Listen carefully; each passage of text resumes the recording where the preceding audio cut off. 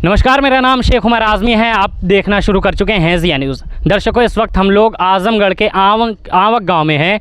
आपने सुना होगा, आज़मगढ़ का एक शख्स लगभग 1 करोड़ रुपए कौन बनेगा करोड़पति से जीतकर आज़मगढ़ लेके आए हैं। हमारे साथ वही मेहमान है।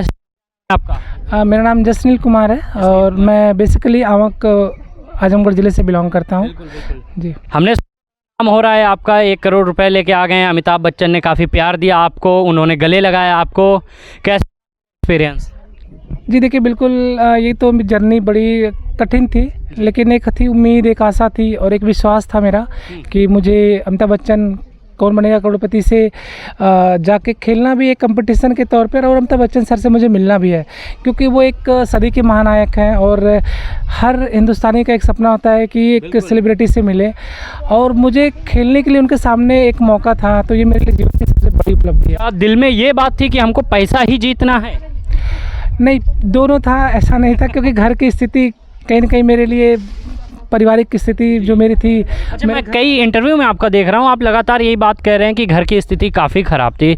आपने काफ़ी स्ट्रगल करके अपनी पढ़ाई कंप्लीट की है। और दर्शकों में बता दूं कि जसनील जी कुछ फाइनेंशियल कमज़ोरी होने की वजह से आपकी स्टडी में भी काफ़ी प्रॉब्लम आई थी। क्या था वो मसला? जी बिल्कुल, मैं 12वीं करने के बाद मैं ग्रेजुएशन करने जब मैं इलाहाबाद गया था, तो उस समय मेरी सिस्टर की शादी हुई थी, तो काफ़ी हम लोग को इकोनॉमी प्रॉब्लम हुई, फाइनेंशियल इशू हुआ। पिताजी मेरे अकेले कमाने वाले थे, सब कुछ वही देख रहे थे। हम छोटे भाई बहनों का, मेरे छोटे से भाई बहनों का और मेरा अपना खर्च और पूरे परिवार का, खेती बाड़ी, घर का खान पान, वही इकलौते कमाने वाले और देखने वाले थे। तो बहुत ही कम शेविंग कर पाए, वो शेविंग ना के बराबर ही हुई।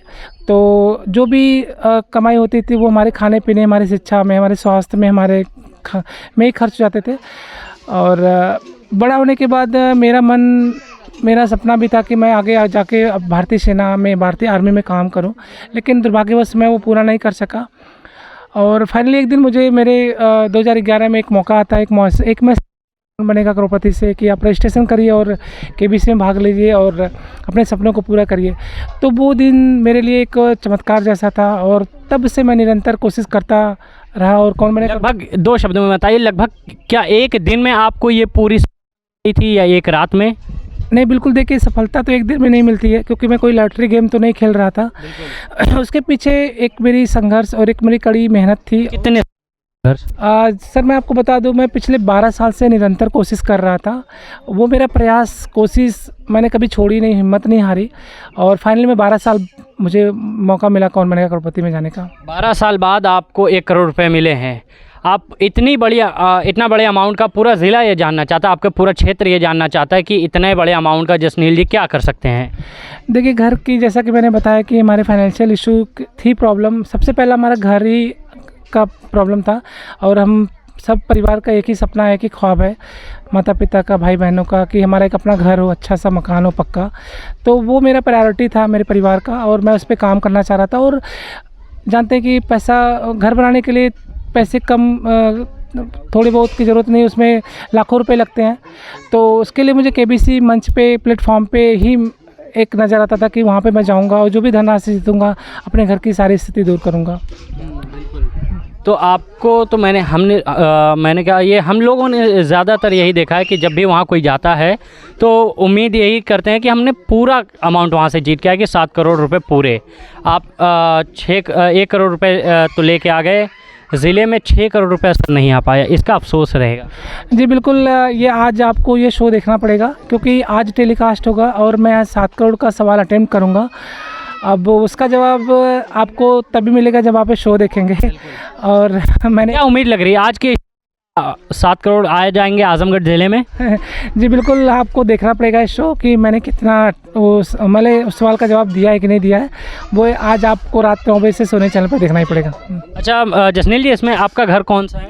जी, मेरा घर में मेरे चाचा जी का घर है, मेरा घर है ये जी। तो अब परिवार ही, मतलब ये पूरा परिवार का घर यही है जी। तो जिसको कह रहे हैं आपकी ये बनवाने की उम्मीद में है? पूरा पुश्तैनी मकान है जी। अच्छा, आप घर के अलावा कुछ और उम्मीद है इन पैसों का, कोई स्टार्टअप गरीबों के लिए? चूँकि आपने बताया कि आपको फाइनेंशियल होने की वजह से पढ़ाई नहीं हो पाई, तो क्या कुछ उन लोगों के लिए भी ये पैसा, जिनके पास पैसे नहीं और वो पढ़ना चाहते हों? जी बिल्कुल, सबसे पहले मैं अपनी ज़रूरत, जो मेरे घर की फैमिली की जो ज़रूरत है पहले उसकी पूरी करूँगा।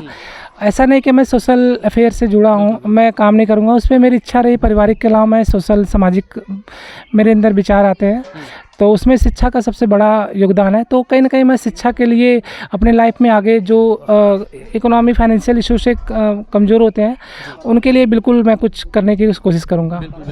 अच्छा जसनील जी, आखिरी सवाल आपसे ये रहा कि काफ़ी लोग इंतज़ार करते हैं कि हमारा अच्छा है, हमारा अच्छा समय आ जाएगा तो ही हम अपनी शुरुआत करेंगे, ऐसे क्या कहेंगे आप ऐसी बातों पर? जी, मैं ऐसे बोलूँगा कि जो आज की हमारी पीढ़ी है और जो हमारे युवा हैं बहुत ही काफ़ी टैलेंटेड हैं, प्रतिभाशाली हैं, उनको एक मौके की तलाश है, उनको एक प्लेटफॉर्म की ज़रूरत है। बस मैं इतना कहूँगा कि आपका जो टारगेट है, जो आपका उद्देश्य है, मकसद है, उस पे आप काम करिए और ईश्वर और आपकी तपस्या, आपकी मेहनत को देख के आपको फल ज़रूर देगा। बिल्कुल, बहुत शुक्रिया जसनील जी। दोस्तों, मेरे दिमाग में एक बात आ रही है कि यदि आपका समय अच्छा नहीं हो तो इस पर आप बैठ नहीं सकते। आप अपने बुरे समय को अच्छा बनाने के लिए मेहनत करके अपनी आप सफलता पा सकते हैं। बहुत बहुत शुक्रिया आपका देखने के लिए ज़िया न्यूज़।